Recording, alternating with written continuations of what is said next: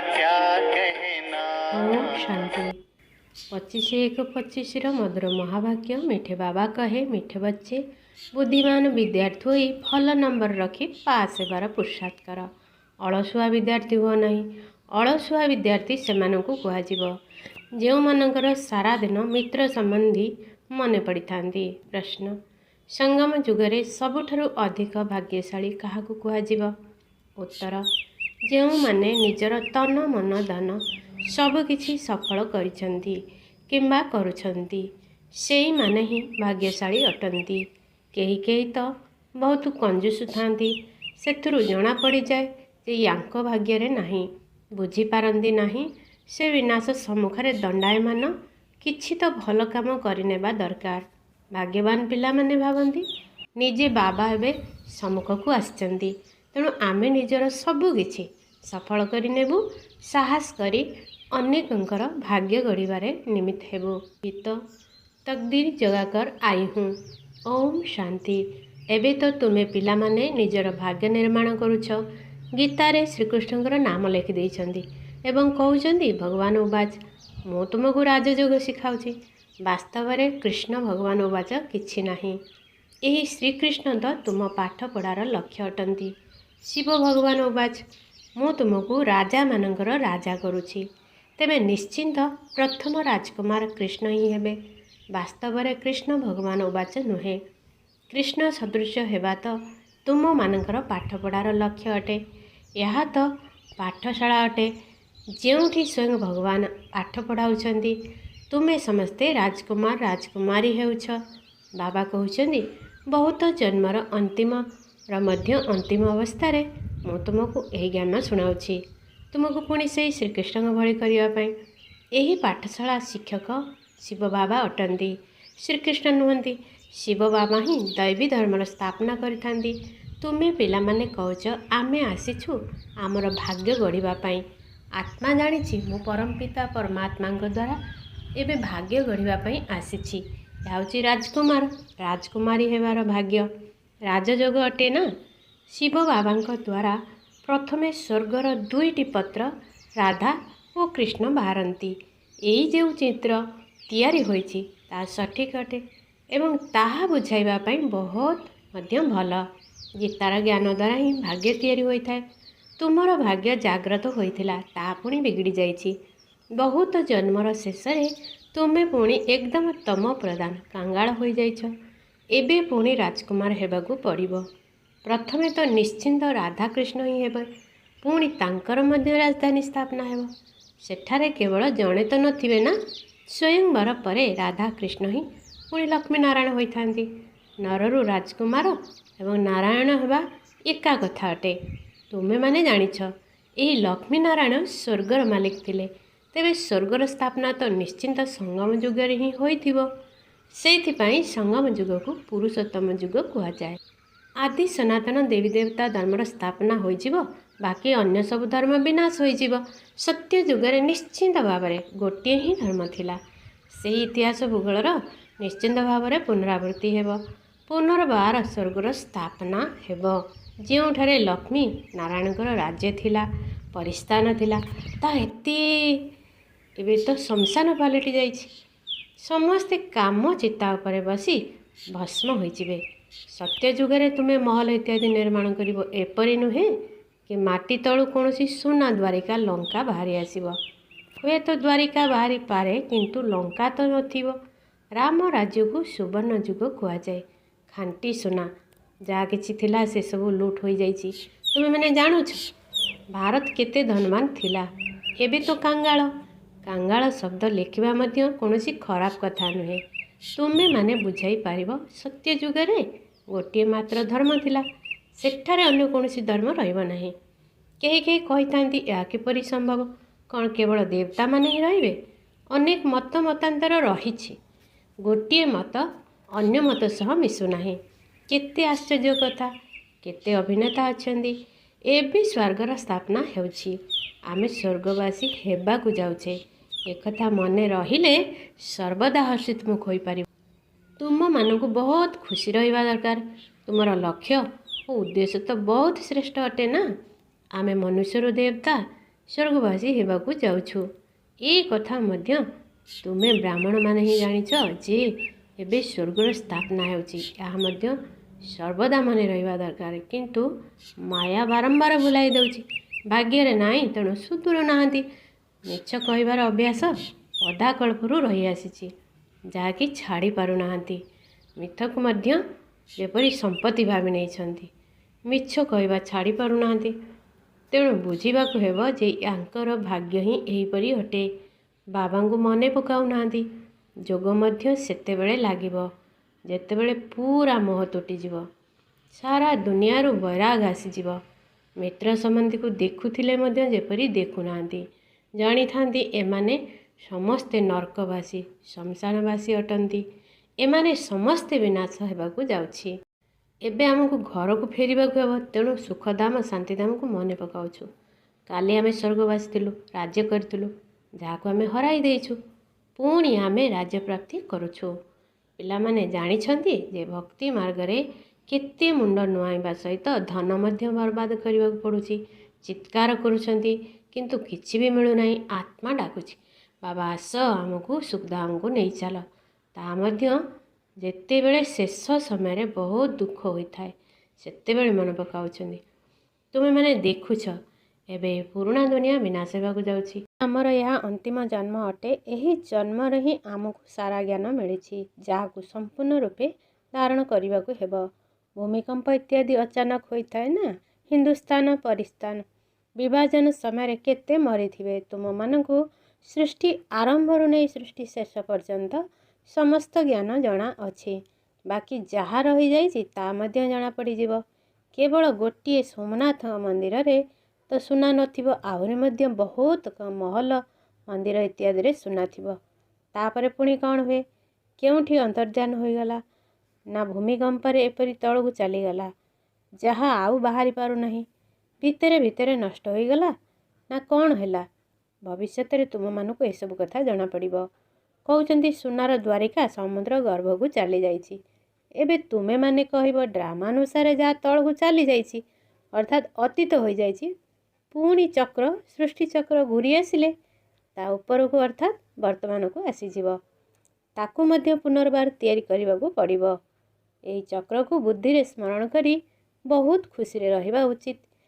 ଏହି ଚିତ୍ର ବି ପକେଟରେ ରଖିବା ଦରକାର। ଏହି ବ୍ୟାଚ୍ ଦ୍ୱାରା ବହୁତ ସେବା ହୋଇପାରିବ। କିନ୍ତୁ ଏଭଳି ସେବା କେହି କରୁନାହାନ୍ତି।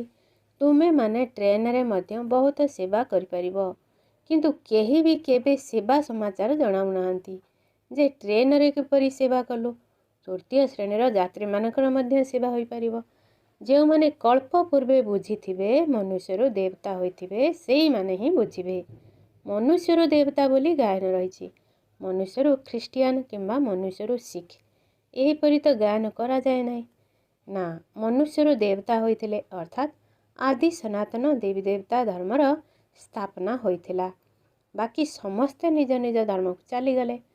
କଳ୍ପ ବୃକ୍ଷରେ ଦର୍ଶାଯାଇଛି ଯେ ଅମୁକ ଅମୁକ ଧର୍ମ ପୁଣି କେବେ ସ୍ଥାପନା ହେବ। ଦେବତାମାନେ ପ୍ରଥମେ ହିନ୍ଦୁ ଧର୍ମର ହୋଇଗଲେ। ହିନ୍ଦୁ ଧର୍ମରୁ ପୁଣି ଅନ୍ୟ ଅନ୍ୟ ଧର୍ମକୁ ଚାଲିଗଲେ। ଏପରି ମଧ୍ୟ ବହୁତ ବାହାରିବେ ଯେଉଁମାନେ ନିଜର ଶ୍ରେଷ୍ଠ ଧର୍ମ କର୍ମକୁ ଛାଡ଼ି ଅନ୍ୟ ଧର୍ମରେ ଯାଇ ପଡ଼ି ରହିଛନ୍ତି। ସେମାନେ ସମସ୍ତେ ବାବାଙ୍କ ନିକଟକୁ ଫେରିବେ। ଶେଷ ସମୟରେ ଅଳ୍ପ କିଛି ବୁଝିବେ ଏବଂ ପ୍ରଜାରେ ଆସିବେ। ଦେବୀ ଦେବତା ଧର୍ମର ତ ସମସ୍ତେ ଆସିପାରିବେ ନାହିଁ। ସମସ୍ତେ ନିଜ ନିଜ ଧର୍ମର ବିଭାଗକୁ ଚାଲିଯିବେ। ତୁମ ବୁଦ୍ଧିରେ ଏହି ସବୁ କଥା ଅଛି। ଦୁନିଆରେ ତ କ'ଣ ନା କ'ଣ କରିଚାଲିଛନ୍ତି। ଖାଦ୍ୟଶସ୍ୟ ପାଇଁ କେତେ ବ୍ୟବସ୍ଥା କରୁଛନ୍ତି। ବଡ଼ ବଡ଼ ମେସିନ୍ ଆଦି ଲଗାଉଛନ୍ତି, ହେଲେ କିଛି ଲାଭ ହେଉନାହିଁ। ସୃଷ୍ଟିକୁ ତ ତମ ପ୍ରଦାନ ହେବାକୁ ପଡ଼ିବ। ସିଡ଼ି ତଳକୁ ଖସିବାକୁ ପଡ଼ିବ। ଡ୍ରାମାରେ ଯାହା ନିର୍ଦ୍ଧାର୍ଯ୍ୟ ରହିଛି ତାହା ହୋଇ ଚାଲିଛି। ପୁଣି ନୂଆ ଦୁନିଆର ସ୍ଥାପନା ହେବାର ଅଛି। ଏବେ ଯେଉଁ ସବୁ ବିଜ୍ଞାନ ଶିଖୁଛନ୍ତି, ଅଳ୍ପ ବର୍ଷ ମଧ୍ୟରେ ସେମାନେ ବହୁତ ଦକ୍ଷ ହୋଇଯିବେ, ଯାହାଦ୍ୱାରା ପୁଣି ସେଠାରେ ବହୁତ ଭଲ ଭଲ ଜିନିଷ ତିଆରି ହେବ। ଏହି ବିଜ୍ଞାନ ମଧ୍ୟ ସେଠାରେ ସୁଖଦାୟୀ ହେବ। ବିଜ୍ଞାନ ଏଠାରେ ସୁଖ କମ୍ ଦୁଃଖ ଅଧିକ ଦେଉଛି। ଏହି ବିଜ୍ଞାନ ଆବିଷ୍କାର କେତେ ବର୍ଷ ହେଲା ହୋଇଛି କି? ଆଗରୁ ତ ଏପରି ବିଜୁଳି ଗ୍ୟାସ୍ ଆଦି କିଛି ବି ନଥିଲା। ଏବେ ତ ଦେଖ କ'ଣ ସବୁ ହୋଇଗଲାଣି। ସ୍ୱର୍ଗରେ ତ କେବଳ ଜଣେ ଅନ୍ୟ ଜଣଙ୍କ ଠାରୁ ଶିଖି ଚାଲିବେ, ଶୀଘ୍ର ଶୀଘ୍ର କାମ ହୋଇଯିବ। ଏଠାରେ ମଧ୍ୟ ଦେଖ ଘର ସବୁ କିପରି ତିଆରି କରୁଛନ୍ତି। ସବୁ କିଛି ପୂର୍ବରୁ ପ୍ରସ୍ତୁତ ହୋଇ ରହିଛି। କେତେ କେତେ ମହଲା ଘର ତିଆରି କରୁଛନ୍ତି। ସେଠାରେ ଏପରି ହେବ ନାହିଁ। ସେଠାରେ ତ ସମସ୍ତଙ୍କର ନିଜ ନିଜର ବାଡ଼ି ବଗିଚା ରହିବ। ଟିକସ ଆଦି କିଛି ଦେବାକୁ ପଡ଼ିବ ନାହିଁ। ସେଠାରେ ତ ପ୍ରଚୁର ଧନ ସମ୍ପତ୍ତି ରହିବ। ଭୂ ସମ୍ପତ୍ତି ମଧ୍ୟ ବହୁତ ରହିବ। ନଦୀ ତ ସବୁ ରହିବ, କିନ୍ତୁ କେନାଲ ଇତ୍ୟାଦି ନଥିବ, ଯାହା ପୁଣି ପରେ ଖୋଳାଯାଏ। ପିଲାମାନଙ୍କର ମନ ଭିତରେ କେତେ ଖୁସି ରହିବା ଦରକାର ଯେ ଆମକୁ ଡବଲ ଇଞ୍ଜିନ୍ ମିଳିଯାଇଛି। ପାହାଡ଼ ଚଢ଼ିବା ବେଳେ ଟ୍ରେନରେ 2ଟି ଇଞ୍ଜିନ୍ ଲାଗିଥାଏ। ତୁମେ ପିଲାମାନେ ମଧ୍ୟ ଆଙ୍ଗୁଳି ଲଗାଉଛ, ଅର୍ଥାତ୍ ବାବାଙ୍କର ଏହି ଦିବ୍ୟ କର୍ତ୍ତବ୍ୟରେ ସହଯୋଗୀ ହେଉଛ। ତୁମେ କେତେ ଅଳ୍ପ ସଂଖ୍ୟକ ଅଛ। ତୁମମାନଙ୍କର ମହିମାର ମଧ୍ୟ ଗାୟନ ଅଛି। ତୁମେମାନେ ଜାଣିଛ ଆମେ ଈଶ୍ୱରୀୟ ସେବାଦାରୀ ଅଟୁ। ଶ୍ରୀମତ ଅନୁସାରେ ସେବା କରୁଛୁ। ବାବା ମଧ୍ୟ ସେବା କରାଇବା ପାଇଁ ଆସିଛନ୍ତି। ଗୋଟିଏ ଧର୍ମର ସ୍ଥାପନା ଓ ଅନେକ ଧର୍ମର ବିନାଶ କରାଇ ଦେଉଛନ୍ତି। ନିକଟ ଭବିଷ୍ୟତରେ ଦେଖିବ ବହୁତ ପ୍ରକାର ବିଶୃଙ୍ଖଳା ହେବ। ଏବେ ମଧ୍ୟ ଭୟ କରୁଛନ୍ତି, କିଏ ଜାଣେ ଲଢ଼େଇ କରୁ କରୁ ବୋମା ପକାଇ ନ ଦେବେ ବୋଲି। ବିବାଦ ତ ବହୁତ ପ୍ରକାର ଲାଗି ରହିଛି। ବାରମ୍ବାର ନିଜ ନିଜ ମଧ୍ୟରେ ଲଢ଼େଇ କରୁଛନ୍ତି। ପିଲାମାନେ ଜାଣିଛନ୍ତି ପୁରୁଣା ଦୁନିଆ ତ ବିନାଶ ହେବ ହିଁ ହେବ। ପୁଣି ଆମେ ନିଜ ଘରକୁ ଚାଲିଯିବା। ଏବେ 84 ଜନ୍ମର ଚକ୍ର ଶେଷ ହେବାକୁ ଯାଉଛି। ସମସ୍ତେ ଏକାଠି ଚାଲିଯିବେ। ତୁମମାନଙ୍କ ଭିତରେ ମଧ୍ୟ ବହୁତ କମ୍ ଅଛନ୍ତି ଯେଉଁମାନଙ୍କର ସବୁବେଳେ ମନେ ରହୁଛି। ଡ୍ରାମାନୁସାରେ ଚୁସ୍ତ ଅର୍ଥାତ୍ ଫୁର୍ତ୍ତି ଏବଂ ସୁସ୍ଥ ଅର୍ଥାତ୍ ମାନ୍ଦା 2 ପ୍ରକାର ବିଦ୍ୟାର୍ଥୀ ଅଛନ୍ତି। ଫୁର୍ତ୍ତି ବିଦ୍ୟାର୍ଥୀମାନେ ଭଲ ନମ୍ବର ରଖି ପାସ୍ ହୋଇଥାନ୍ତି। ଯିଏ ମାନ୍ଦା ହୋଇଥିବ ତାର ତ ସାରା ଦିନ ଲଢ଼େଇ ଝଗଡ଼ାରେ ହିଁ କଟୁଥିବ। ସେମାନେ ବାବାଙ୍କୁ ମନେ ପକାନ୍ତି ନାହିଁ। ସାରା ଦିନ ମିତ୍ର ସମ୍ବନ୍ଧୀକୁ ମନେ ପକାନ୍ତି। ଏଠାରେ ତ ସବୁ କିଛି ଭୁଲିଯିବାକୁ ହେବ। ମୁଁ ଆତ୍ମା, ଏହି ଶରୀର ମୋର ଲାଞ୍ଜ ସଦୃଶ ଅଟେ। ଆମେ କର୍ମାତୀତ ଅବସ୍ଥାରେ ପହଞ୍ଚିଗଲେ ଏହି ଶରୀର ରୂପକ ଲାଞ୍ଜଠାରୁ ମୁକ୍ତ ହୋଇଯିବା। ଏବେ ଗୋଟିଏ ମାତ୍ର ଚିନ୍ତା ରହିଛି, କିପରି ଆମେ କର୍ମାତୀତ ହେବା ଏବଂ ଏହି ଶରୀରରୁ ମୁକ୍ତ ହୋଇ ଶ୍ୟାମର ସୁନ୍ଦର ହୋଇଯିବା। ସେଇଥିପାଇଁ ପରିଶ୍ରମ ତ କରିବାକୁ ହେବ ନା। ପ୍ରଦର୍ଶନୀ ମାନଙ୍କରେ ଦେଖ କେତେ ପରିଶ୍ରମ କରୁଛନ୍ତି ମହେନ୍ଦ୍ର। ଭୋପାଳର ବରିଷ୍ଠ ଭାଇକୁ ଦେଖ କେତେ ସାହସ ଦେଖାଇଛନ୍ତି। ଏକୁଟିଆ କେତେ ପରିଶ୍ରମ କରି ପ୍ରଦର୍ଶନୀ ଆଦି କରୁଛନ୍ତି। ପରିଶ୍ରମର ଫଳ ମଧ୍ୟ ମିଳିବ ନା। ଏକୁଟିଆ କେତେ ଚମତ୍କାର କରିପାରିଛନ୍ତି। କେତେ ଆତ୍ମାଙ୍କର କଲ୍ୟାଣ କରିଛନ୍ତି। ମିତ୍ର ସମ୍ବନ୍ଧୀମାନଙ୍କ ସାହାଯ୍ୟରେ ହିଁ କେତେ କାମ କରିପାରିଛନ୍ତି। ବଡ଼ ଚମତ୍କାର କଥା। ମିତ୍ର ସମ୍ବନ୍ଧୀମାନଙ୍କୁ କହୁଛନ୍ତି ଏହି ଟଙ୍କା ପଇସା ସବୁ ଏହି କାର୍ଯ୍ୟରେ ଲଗାଅ। ସଞ୍ଚୟ କରି କ'ଣ କରିବ? ସାହସ କରି ସେଣ୍ଟର ମଧ୍ୟ ଖୋଲିଛନ୍ତି। କେତେ ଆତ୍ମାଙ୍କର ଭାଗ୍ୟ ଗଢ଼ି ପାରିଛନ୍ତି। ଏହିପରି 5-7 ଜଣ ସନ୍ତାନ ଆସିଗଲେ କେତେ ସେବା ହୋଇଯିବ। କେହି କେହି ତ ବହୁତ କଞ୍ଜୁସ ଥାନ୍ତି। ବୁଝିବାକୁ ହୁଏ ଯେ ୟାଙ୍କର ଭାଗ୍ୟରେ ନାହିଁ। ବୁଝିପାରୁନାହାନ୍ତି କି ବିନାଶ ତ ସମ୍ମୁଖରେ ଉପସ୍ଥିତ। କିଛି ହେଲେ ଭଲ କାମ କରିଦେବା। ମନୁଷ୍ୟ ଈଶ୍ୱରଙ୍କ ଉଦ୍ଦେଶ୍ୟରେ ଯେଉଁ ଦାନ ଆଦି କରିବେ ସେଥିରୁ କିଛି ବି ମିଳିବ ନାହିଁ। ଈଶ୍ୱର ତ ଏବେ ସ୍ୱର୍ଗର ରାଜପଥ ଦେବା ପାଇଁ ଆସିଛନ୍ତି। ଦାନ ପୁଣ୍ୟ କରିଲା ବାଲାଙ୍କୁ କିଛି ବି ମିଳିବ ନାହିଁ। ଏହି ସଙ୍ଗମ ଯୁଗରେ ଯେଉଁମାନେ ନିଜର ଶରୀର, ମନ, ଧନ ସବୁକିଛି ସଫଳ କରିଛନ୍ତି ସେଇମାନେ ହିଁ ଭାଗ୍ୟଶାଳୀ ଅଟନ୍ତି। କିନ୍ତୁ ଭାଗ୍ୟରେ ନାହିଁ, ତେଣୁ କିଛି ବି ବୁଝୁନାହାନ୍ତି। ତୁମେମାନେ ଜାଣୁଛ ସେମାନେ ମଧ୍ୟ ବ୍ରାହ୍ମଣ, ଆମେ ମଧ୍ୟ ବ୍ରାହ୍ମଣ। ଆମେ ହେଲୁ ପ୍ରଜାପିତା ବ୍ରହ୍ମା କୁମାର କୁମାରୀ। ଦୁନିଆରେ ଏତେ ସବୁ ବ୍ରାହ୍ମଣମାନେ ହେଲେ କୁଖ ବଂଶାବଳୀ, ତୁମେମାନେ ହେଲ ମୁଖ ବଂଶାବଳୀ। ଶିବ ଜୟନ୍ତୀ ସଙ୍ଗମ ଯୁଗରେ ହୋଇଥାଏ। ଏବେ ସ୍ୱର୍ଗ ସ୍ଥାପନା କରିବା ପାଇଁ ବାବା ମନ୍ମନା ଭବର ମନ୍ତ୍ର ଦେଉଛନ୍ତି। ମୋତେ ମନେ ପକାଇଲେ ତୁମେ ପବିତ୍ର ହୋଇ ପବିତ୍ର ଦୁନିଆର ମାଲିକ ହୋଇଯିବ। ଦୁନିଆରେ ଅନେକ ଆତ୍ମା ଶରୀର ଛାଡ଼ୁଛନ୍ତି। ଯେଉଁଠାରେ କେହି ଶରୀର ଛାଡ଼ୁଛନ୍ତି ସେଠାରେ ପରିଚୟପତ୍ର ବାଣ୍ଟିବା ଦରକାର। ସେହିପରି ଅର୍ଥପୂର୍ଣ୍ଣ ପରିଚୟପତ୍ର ଛପାଇବା ଦରକାର। ବାବା ଯେତେବେଳେ ଆସନ୍ତି ସେତେବେଳେ ଯାଇ ପୁରୁଣା ଦୁନିଆର ବିନାଶ ହୁଏ ଏବଂ ସ୍ୱର୍ଗର ଦ୍ୱାର ଖୋଲିଥାଏ। ଯଦି କେହି ସୁଖଧାମକୁ ଯିବାକୁ ଚାହୁଁଛନ୍ତି ତେବେ ସେଥିପାଇଁ ଏହି ମନ୍ମନା ଭବର ମନ୍ତ୍ର ଦିଆଯାଉଛି। ଏହିଭଳି ଆକର୍ଷଣୀୟ ଛପା ଯାଇଥିବା ପରିଚୟପତ୍ର ସମସ୍ତଙ୍କ ପାଖରେ ରହିବା ଦରକାର। ଶ୍ମଶାନରେ ମଧ୍ୟ ପରିଚୟପତ୍ର ବାଣ୍ଟି ପାରିବ। ପିଲାମାନଙ୍କର ସେବା କରିବାର ସଉକ ରହିବା ଦରକାର। ସେବାର ଉପାୟ ତ ବହୁତ ବତାଇ ଦିଆଯାଉଛି। ଏସବୁ ଭଲ ଭାବରେ ଲେଖି ଦେବା ଦରକାର। ଲକ୍ଷ୍ୟ ଉଦ୍ଦେଶ୍ୟ ଲେଖି ଦିଆଯାଇଛି। ବୁଝାଇବା ପାଇଁ ବହୁତ ଭଲ ଯୁକ୍ତି ଦରକାର। ଆଚ୍ଛା, ମିଠି ମିଠି ଶିଖିଲା ଦେ ସନ୍ତାନମାନଙ୍କ ପ୍ରତି ମାତା ପିତା ବାପଦାଦାଙ୍କର ମଧୁର ସ୍ନେହ ସମ୍ପନ୍ନ ଶୁଭେଚ୍ଛା ଓ ସୁପ୍ରଭାତ।